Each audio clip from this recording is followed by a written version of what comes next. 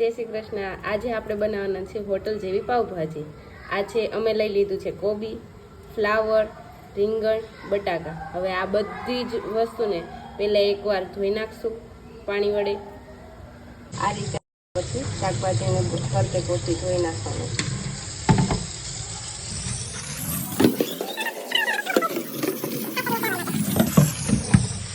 ત્યારબાદ અમારે છે કુકર, એમાં પાણી ઉકળે છે. હવે હું એમાં આ બધું જ શાકભાજી બાફવા માટે મૂકી દઈશ. ત્યાં છે અલગથી એક વાટકી વટાણા. તો હવે આપણે એને ઉપરથી આમાં મૂકશું બાફવા માટે, કેમ કે જ્યારે આપણે મેશ કરીએ બધું જ બાફેલું ત્યારે સાથે સાથે વટાણા મેશ ના થઈ જાય તે માટે, જેનાથી અલગ રહી વટાણા બધા જ અલગ રહી. જો આ રીતે અમે અલગથી બાફી દીધા છે. આ પણ બફાઈ ગયું છે. હવે આને મેશ કરવાનો છે. આ આપણે તજ નાખી દીધું છે, દાલચીની. હવે હિંગ નાખી દેવાની 1 ટેબલ સ્પૂન. પછી હળદર નાખી દેવાની, લસણની પેસ્ટ નાખી દેવાની. જેલ હોય અને એના માટે ઓપ્શનલ છે. ત્યારબાદ આપણે તેમાં કાંદાની પ્યુરી બનાવેલી છે, તો પ્યુરી નાખી દેવાની.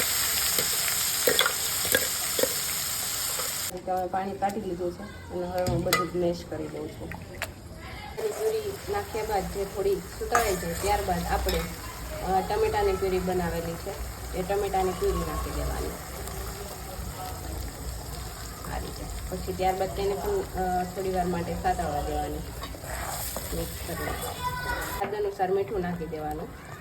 ત્યારબાદ તેને થોડું હલાવી લેવાનું. ત્યારબાદ થોડીક એવી લસણવાળી ચટણી, જે આપણે લસણ અને મરચી પાવડર બંને મિક્સ કરીને ખાંડેલું હોય તે. ત્યારબાદ તેને હલાવી લેવાનું આ રીતે.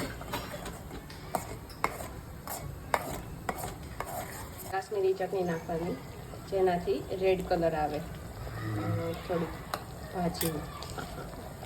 આ આપણે જે તમને બતાવેલું એ રીતે આખા વટાણા છે તેને આપણે નાખી દેવાના, જેનાથી આખા રહે, મેશ નહીં કરવાના.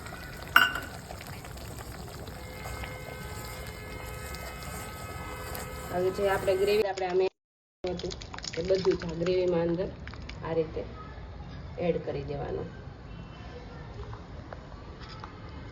પછી એને હલાવી લેવાનું.